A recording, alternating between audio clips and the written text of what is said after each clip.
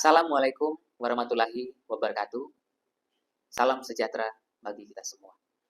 Perkenalkan, saya Silverius Teixeira, SSTP MAP, salah satu dosen dari program studi D3 Kesekretariatan, Fakultas Ilmu Sosial dan Ilmu Politik, Universitas Tanjung Pura.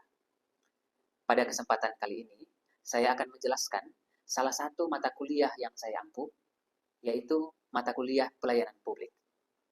Tujuan video ini dibuat yaitu untuk memenuhi salah satu persyaratan sertifikasi dosen tahun 2025, yaitu PDD UKT-PT atau pernyataan diri dosen dalam unjuk kerja Tridharma Perguruan Tinggi secara khusus pada aspek pengajaran.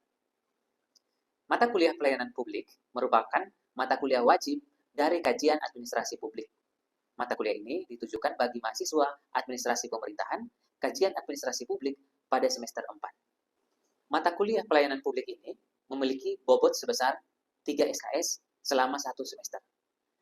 Adapun tujuan dari mata kuliah ini adalah untuk mempelajari mengenai 1. Konsep dan kajian teori pelayanan publik dalam ranah pemerintahan. 2.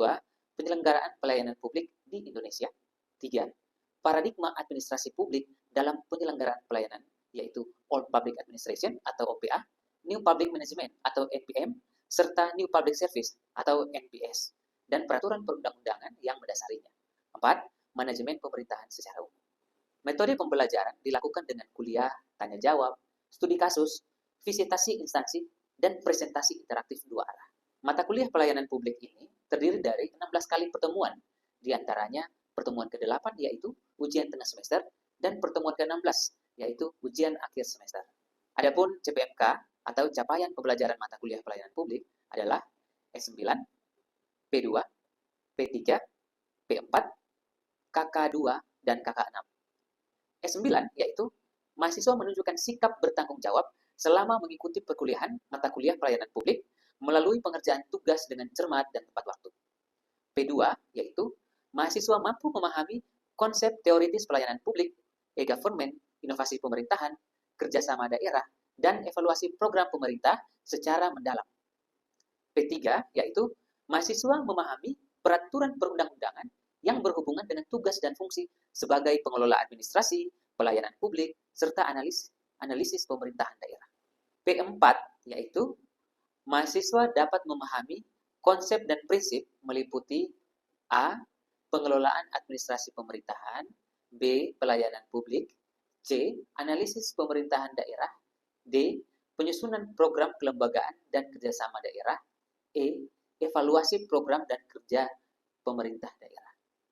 KK2 yaitu mahasiswa mampu memahami pelaksanaan pelayanan publik berdasarkan peraturan perundang-undangan tentang pelayanan publik dan pedoman standar pelayanan serta peraturan tentang pelayanan publik lainnya. KK6 yaitu mahasiswa mampu memanfaatkan teknologi informasi, IPTEK, dalam pelaksanaan tugas dan fungsi mengidentifikasi kepentingan publik dalam siklus kebijakan publik dan manajemen pelayanan publik.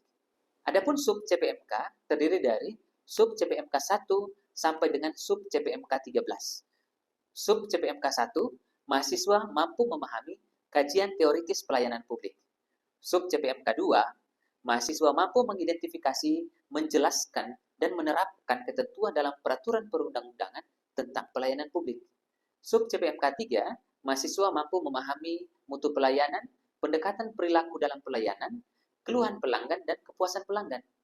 Sub CPMK 4, mahasiswa dapat mengidentifikasi ciri-ciri sistem birokrasi berparadigma All Public Administration dalam organisasi pemerintahan, serta mengkritisi kelebihan dan kekurangannya melalui studi kasus instansi atau layanan publik yang masih menerapkan pola hierarkis dan prosedural.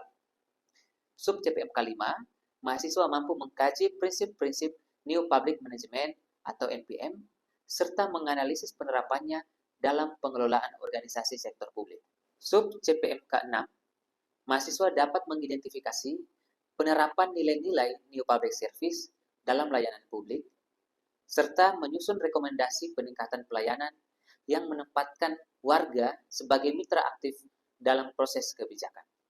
Sub CPMK 7, mahasiswa dapat melakukan analisis perbandingan OPA, All Public Administration, NPM, New Public Management, dan NPS, New Public Service, dengan rekomendasi penerapan paradigma terbaru dalam layanan publik. Sub CPMK 8, mahasiswa mampu menelaah, memahami budaya birokrasi pelayanan publik di Indonesia.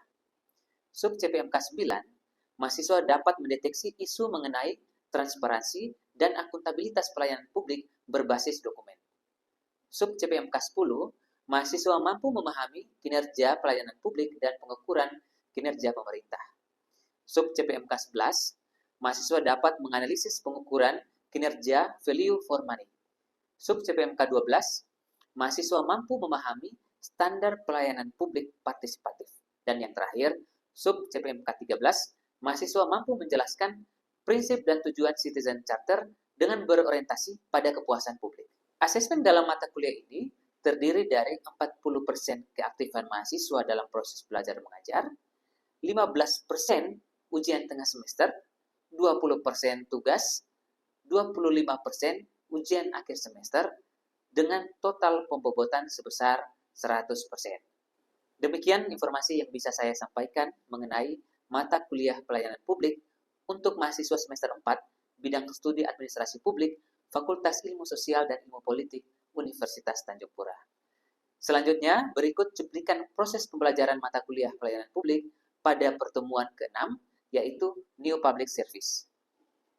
Tujuan pembelajaran pada pertemuan ke-6, yaitu mahasiswa mampu mengamati dan menganalisis praktek nyata dalam pelayanan publik, serta mengidentifikasi karakteristik utama New Public Service, seperti 1. Partisipasi warga dalam pengambilan keputusan layanan, 2. Pelayanan berbasis nilai dan kebutuhan masyarakat, 3. Transparansi dan keterbukaan informasi publik, 4. Akuntabilitas aparatur kepada masyarakat, serta 5. Penerapan prinsip demokratis dalam interaksi layanan publik. Baik saudara-saudara sekalian, selamat menyaksikan. Assalamualaikum warahmatullahi wabarakatuh. Waalaikumsalam. Salam sejahtera bagi kita semua. Terima kasih atas kehadiran mahasiswa di kelas ini untuk mengikuti mata kuliah pelayanan publik. Sebelum kita mengawali perkuliahan pagi hari ini, saya persilakan untuk seluruh mahasiswa, kita sama-sama berdoa terlebih dahulu. Berdoa disilakan. Selesai. Selamat pagi. Pagi, bisnis. Pertemuan keempat kita sudah membahas mengenai paradigma pelayanan publik, khususnya paradigma Old Public Administration atau OPA.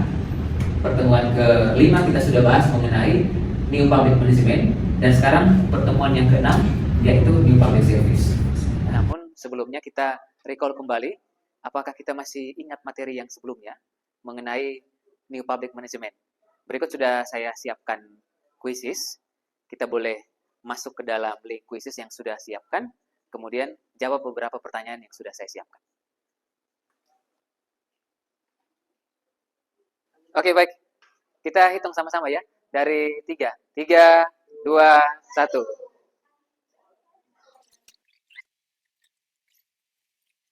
Baik, ini sudah ada 11 terjawab. Perolehan nilai 84%. Jadi, lebih dari 50%. Barangkali beberapa materi atau yang saya ujikan tadi masih diingat oleh hampir semua mahasiswa ya. Lebih dari 50% ya. Boleh kita tepuk tangan dulu ya. Baik, tentu ada tujuan perkuliahan kita hari ini.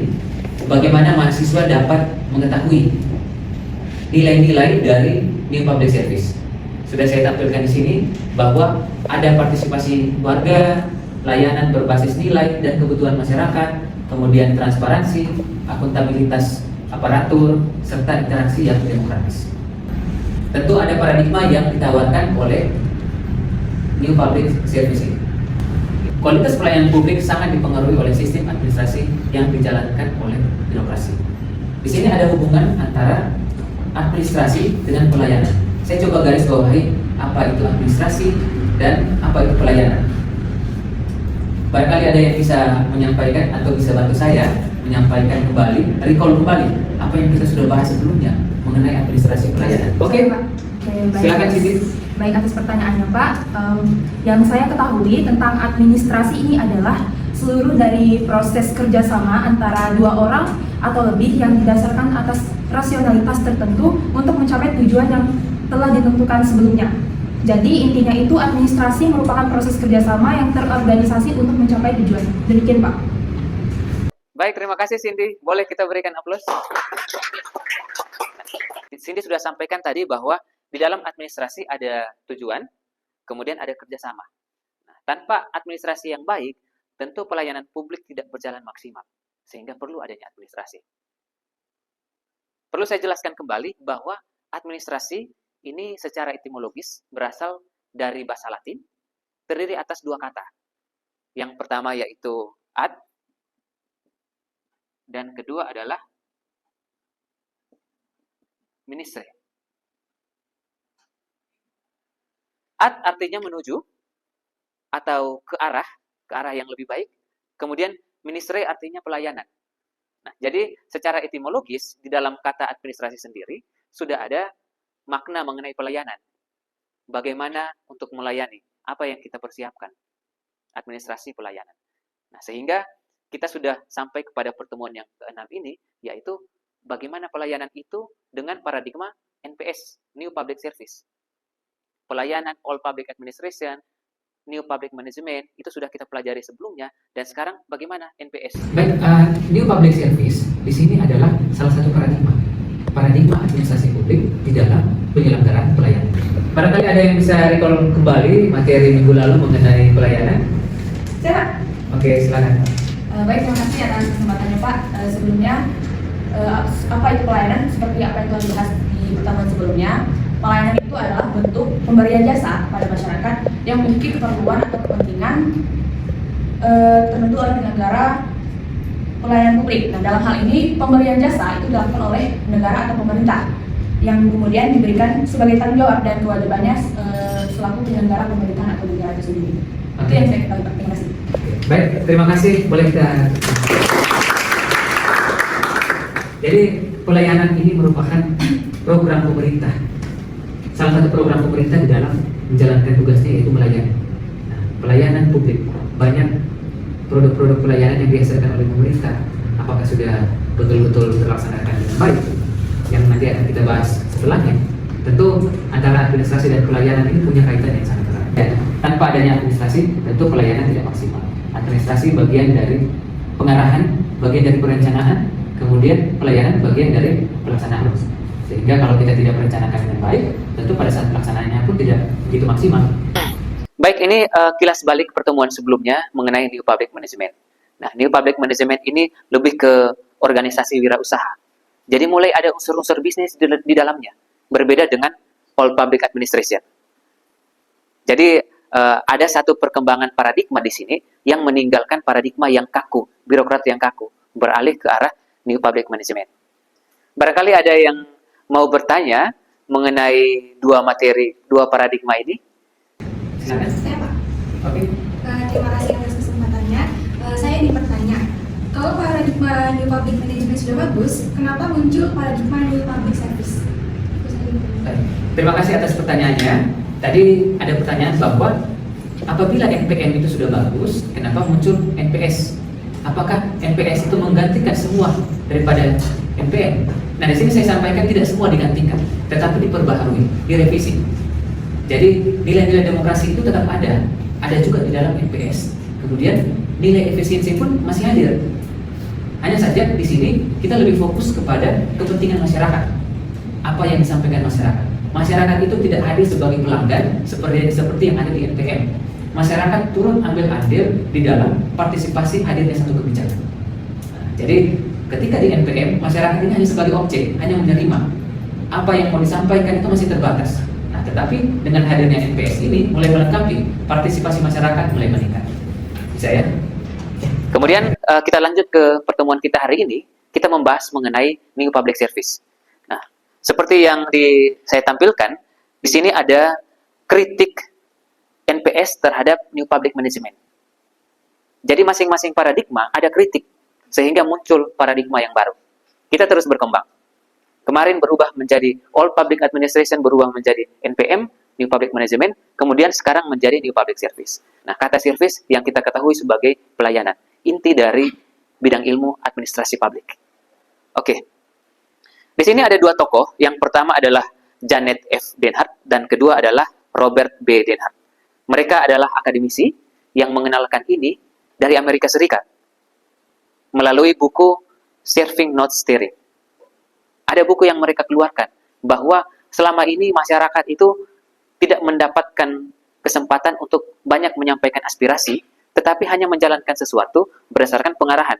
Jadi masyarakat itu selalu diarahkan, selalu di-steer. Muncullah kritik terhadap paradigma sebelumnya itu, yaitu paradigma NPM. Lahirlah buku Serving Not Steering oleh Janet dan Robert, atau biasa di dalam citasi itu tertulis Denhart and Denhart. Oke, apa saja yang dibahas di dalam paradigma New Public Service ini? Ada 7 yang saya rangkum dari buku Serving Not Steering yang ditulis oleh Janet dan Robert. Berikut, 7 prinsip inti dari NPS atau New Public Service. Yang pertama adalah kolaborasi. Kolaborasi di sini mengajak bahwa setiap kebijakan yang lahir oleh pemerintah itu tidak lahir serta-merta berdasarkan kemauan pemerintah saja, tetapi masyarakat pun perlu terlibat di dalamnya. Sehingga muncullah kolaborasi, serve citizen not customer. Jadi di sini masyarakat itu bukan dianggap sebagai pelanggan, sebagaimana yang ditawarkan oleh paradigma yang kedua, New Public Management. Masyarakat itu adalah pelanggan, masyarakat itu adalah customer. Jadi masyarakat tinggal menikmati saja apa yang disiapkan. Kalau baik silakan, kalau tidak baik tentu ruang partisipasi belum terbuka lebar di situ, di paradigma New Public Management. Jadi sekarang sudah tawarkan kolaborasi, lahirnya satu kebijakan, lahirnya satu pelayanan yang berdampak luas kepada masyarakat, itu perlu ada kolaborasi. Nah, yang kedua adalah bottom up. Bottom up ini masih ada kaitannya dengan kolaborasi, bahwa setiap kebijakan yang lahir harus berdasarkan kepentingan masyarakat. Jadi tidak serta-merta ini adalah satu proyek atau visi misi yang dilakukan berdasarkan kesepakatan para elit saja, tetapi apakah visi misi yang dilakukan ini benar-benar mengangkat kepentingan masyarakat atau tidak? Itu yang menjadi konsep juga dari New Public Service, khususnya bottom up. Yang ketiga yaitu dampak ke masyarakat. Value citizenship and public service above entrepreneurship. Nah, jadi ada dampak ke masyarakat. Tentu kalau ada kepentingan yang diangkat, dampak pun akan nyata di lapangan. Ini ada kepentingan dari masyarakat dan bukan berdasarkan titipan program atau kepentingan dari pihak-pihak elit saja. Yang tentu kalau dari pihak elit kita tidak bisa menjamin sepenuhnya ini bisa berdampak ke masyarakat atau tidak. Bisa jadi ini adalah salah satu faktor pencitraan untuk kepentingan politik atau mendapat kekuasaan yang lebih tinggi, namun dampak ke masyarakat itu tidak begitu maksimal. New Public Service menawarkan bahwa kepentingan yang hadir harus berdampak ke masyarakat. Yang keempat adalah demokrasi. Demokrasi berarti aspirasi rakyat perlu diperhatikan. Jadi 4 poin ini mau menyampaikan kepada kita bahwa ada kepentingan masyarakat yang perlu diangkat di sini. Yang kelima adalah tanggung jawab. Nah, tanggung jawab di sini dia berbeda dengan tanggung jawab yang ada pada New Public Management. Saya akan membandingkan bahwa tanggung jawab pada New Public Management adalah tanggung jawab pejabat kepada atasan. Ini berbeda dengan New Public Service ini. New Public Service ini tanggung jawabnya kepada atasan, juga kepada bawahan, juga kepada masyarakat.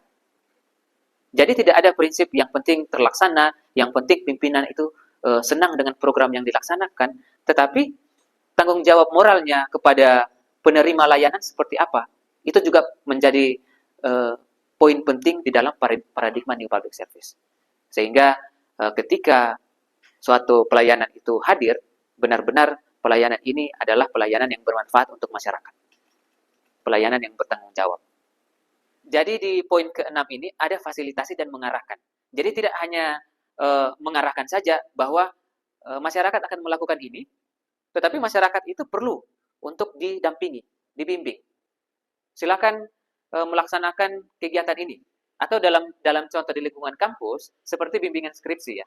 Bimbingan skripsi bukan namanya itu mengarah skripsi, tapi membimbing. Nah, itu perbedaannya. Mengarahkan itu menunjuk sesuatu, bahwa arahnya itu ke sini. Nah, kalau membimbing, apa yang sudah disampaikan, kemudian mulai dibimbing step by step. Jadi tidak stop pada arah saja, tetapi bagaimana mencapai arah itu juga menjadi poin penting dari paradigma New Public Service ini. Baik, ini poin yang ketujuh, tentang value people, not just productivity. Ini menjadi highlight atau permasalahan publik yang sekarang menjadi tren di media sosial maupun media informasi lainnya mengenai beberapa program pemerintah yang kadang hanya melihat angka kuantitatifnya saja, tidak melihat bagaimana kualitas. Saya kasih salah satu contoh, yaitu program Desa Mandiri. Ini sudah terjadi beberapa tahun yang lalu dan sudah banyak penelitian bahwa desa mandiri perlu dilihat kembali. Apakah desa mandiri itu benar-benar mandiri? Ataukah desa mandiri itu hanya mandiri di atas kertas? Banyak studi kasus kita lihat, khususnya di lingkungan Kalimantan Barat ini, banyak desa yang tentu ada beberapa aspek dari desa mandiri itu yang masih jauh sangat tertinggal. Kita tahu bahwa satu desa untuk menjadi mandiri, tentu perlu ada persyaratan-persyaratannya, indikator yang harus dipenuhi. Baik indikator sosial, ekonomi, maupun lingkungan. Kadang kita melihat satu desa, itu masih tertinggal, atau menurut pengamatan kita, ini desa masih membutuhkan banyak bantuan dari pemerintah. Tetapi pada kenyataannya, desanya itu sudah mandiri. Sehingga membuat kita bertanya-tanya terkadang ya, bahwa apakah desa mandiri yang dikatakan mandiri ini sudah benar-benar mandiri, ataukah desa mandiri itu hanya di atas kertas. Baik, ini saya ada satu contoh. Dusun Masa Selangai. Kemarin ke Dusun Masa Selangai ini dusun yang belum ada listrik dan jalan infrastrukturnya masih rusak. Begitu ya, Yoy. Jadi dusun ini masih, menurut kasat mata masih tertinggal. Nah, tetapi secara administratif ketika kita berkomunikasi dengan pihak desa, ternyata dusun itu sudah berstatus mandiri. Nah, ini menjadi PR untuk kita ya. Mengapa dusun yang sama sekali masih infrastrukturnya masih sangat terbatas, tetapi di atas kertas sudah dicatat sebagai mandiri. Nah, ini dusunnya ya. Dusun Masa Selangai, Desa Raut Muara. Jadi Desa Raut Muara ini sudah dikatakan sebagai desa mandiri. Tetapi mandirinya di bagian mana? Ini menjadi salah satu tantangan untuk kita. Oke, yang berikut adalah New Public Service and New Public Governance. Nah, saya coba menampilkan ini. Ini adalah artikel tahun 2024, referensi. Kenapa saya tampilkan ini? Supaya bisa menjawab apakah ketika kita membahas New Public Service di tahun 2025, masih relevankah nilai-nilai itu untuk kita sandingkan dengan penelitian-penelitian terbaru. Nah, perlu saya sampaikan bahwa ini saya ambil dari Simago JR. Referensi ini tentu referensi internasional ya. Kita ketahui bahwa dasar hukum di dalam pelayanan publik itu diatur di dalam Undang-Undang Nomor 25 Tahun 2009. Menegaskan bahwa pelayanan publik ditujukan untuk memenuhi hak dan kebutuhan masyarakat. Kemudian partisipasi masyarakat juga ada dibahas. Tadi di public service ada kita bahas mengenai bottom up, aspirasi masyarakat. Tidak hanya top up, tetapi ada aspirasi masyarakat di dalam. Kemudian berikut ada transparansi dan keterbukaan informasi. Ada transparansi, ada keterbukaan informasi. Ketika tidak ada transparansi, ketika tidak ada keterbukaan informasi, itu menampilkan kepada kita tanda-tanda bahwa apakah program ini berjalan dengan baik. Seperti artikel tadi saya tampilkan yang sudah dipublikasi. Di situ bisa kita lihat, oh ternyata belum begitu transparan. Kenapa kok realisasi anggaran menjadi rahasia? Bukankah kita sebagai pemilik anggaran itu? Kita sampai kepada kelompok diskusi. Setelah ini saya akan tawarkan satu studi kasus, khususnya organisasi perangkat daerah, kependudukan dan catatan sipil. Nah, kependudukan dan catatan sipil tentu ini setiap warga negara wajib ya untuk membuat KTP, kartu keluarga, atau dokumen-dokumen kependudukan. Termasuk apabila kita melihat di lingkungan Kalimantan Barat ini, akses kita ke berbagai daerah itu terbatas. Bagaimana infrastrukturnya bisa berjalan, bagaimana infrastrukturnya itu bisa menjadi representatif warga untuk mengurus KTP. Sedangkan jarak dari dusun atau dari desa ke kota cukup jauh. Nah, di sini studi kasusnya akan kita bahas mengenai kependudukan dan catatan sipil, khususnya dalam program jemput bola. Jadi, kependudukan dan catatan sipil, khususnya di daerah-daerah yang akses infrastrukturnya masih terbatas, itu sudah menerapkan program. Di beberapa daerah sudah menerapkan program jemput bola. Nah, kita bahas nih keterkaitan antara program jemput bola ini dengan salah satu unsur nilai di dalam New Public Service, yaitu membimbing, bukan mengarahkan. Oke, sekarang silakan membentuk dua kelompok. Kita boleh kelompok satu di sini, kelompok dua di sini untuk kita bahas materi ini. Baik, setelah pelaksanaan diskusi, Bapak akan memberikan kesempatan kepada kelompok 1 dan kelompok 2 untuk memaparkan hasil diskusi. Apa yang sudah didiskusikan tadi kepada kita semua, termasuk juga kepada Bapak. Kepada kelompok 1, kita silakan. Saya sebagai perwakilan dari kelompok 1 akan menyampaikan hasil diskusi kami terkait studi kasus kita, yaitu dapil jemput bola ya tadi. Hasil dari diskusi kami seperti yang kita tahu, yang pertama yaitu prinsip serve not skill dalam New Public Service menekankan bahwa pemerintah berperan sebagai pelayan masyarakat, bukan pengendali. Lalu, dalam layanan jemput bola Dukcapil, pemerintah tidak memaksakan prosedur formal di kantor, melainkan menyesuaikan diri dengan kondisi warga. Pendekatan ini menggambarkan bahwa negara hadir untuk melayani dan mendengar, terutama bagi masyarakat di wilayah terpencil. Hal ini kontras dengan model layanan di kantor Dukcapil yang cenderung kaku, birokratis, dan membuat warga harus menyesuaikan diri dengan sistem. Ini hasil diskusi kami, Pak. Oke, boleh. Boleh kita dengar lagi hasil dari diskusi kelompok 2. Kepada kelompok 2, silakan. Di sini saya akan membahas terkait hasil diskusi kelompok kami di kelompok 2. Jadi menurut kami layanan jemput bola Dukcapil mencerminkan prinsip save not steal, karena pemerintah aktif mendatangi warga, terutama yang tinggal di dusun atau daerah yang sulit dijangkau. Ini menunjukkan bahwa pelayanan benar-benar mengutamakan kebutuhan masyarakat, bukan sekedar mengikuti aturan. Sebaliknya, jika harus ke kantor Dukcapil, banyak warga, khususnya lansia dan difabel, kesulitan karena akses dan antrian panjang. Jadi, dengan mendatangi langsung dan menyesuaikan waktu serta tempat dengan warga, pemerintah menunjukkan bahwa mereka melayani, bukan mengatur dari balik meja. Baik, terima kasih atas hasil diskusi yang sudah dipaparkan. Ini menunjukkan bahwa program yang dijalankan oleh Dukcapil, yaitu jemput bola di dalam kepengurusan berkas-berkas kependudukan, itu sesuai atau sejalan dengan prinsip-prinsip di dalam paradigma New Public Service. Ini adalah salah satu program ya. Namun, bagaimana dengan program-program yang lain, itu menjadi tanggung jawab kita bersama juga untuk turut mengawasi, turut melihat kembali sebagai akademisi, apakah semua program yang dijalankan atau beberapa program yang nanti kita temukan, itu sudah sejalan dengan prinsip ini atau belum.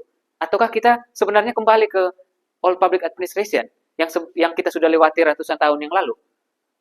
Ini menjadi PR bersama bagi kita khususnya untuk sama-sama memperhatikan. Baik, di akhir pertemuan kita hari ini akan kita dengarkan kesimpulan dari mahasiswa. Apa sih yang kita dapatkan dari pertemuan ke-6 mengenai New Public Service ini? Ada yang bisa membantu untuk menyimpulkan? Silakan. Ya, silakan. Baik, di sini saya akan menyampaikan kesimpulan dari hasil mempelajari New Public Service atau NPS, yaitu pelayanan publik yang berkualitas tidak hanya diukur dari efisiensi dan output, tetapi dari sejauh mana pemerintah mampu membangun hubungan yang partisipatif, adil, dan transparansi dengan masyarakat sebagai mitranya. Terima kasih. Barangkali ada yang bisa menyampaikan kesimpulan lagi. Saya berikan kesempatan untuk satu orang lagi. Silakan. Saya, Pak. Ya. Kalau kesimpulan dari saya, New Public Service menegakkan bahwa aparatur negara harus melayani dengan mengutamakan nilai-nilai demokrasi, keadilan, dan akuntabilitas publik demi memperkuat kepercayaan dan kelibatan warga dalam proses pemerintah. Sekian, Pak. Baik, terima kasih. Demikian deskripsi singkat dan cuplikan proses pembelajaran dari mata kuliah pelayanan publik yang saya ampuh. Semoga dapat memberikan gambaran dari kinerja pada aspek pengajaran di mata kuliah pelayanan publik bidang studi administrasi publik. Saya mengucapkan terima kasih kepada seluruh tim penilai dan panitia sertifikasi dosen tahun 2025. Tidak lupa saya ucapkan terima kasih kepada Sivitas Akademika Universitas Tanjung Pura, khususnya Fakultas Ilmu Sosial dan Ilmu Politik, rekan-rekan dosen, serta rekan-rekan mahasiswa yang saya banggakan. Demikian yang saya dapat sampaikan. Atas kekurangan saya mohon maaf yang sebesar-besarnya. Wassalamualaikum warahmatullahi wabarakatuh. Salam sejahtera bagi kita semua.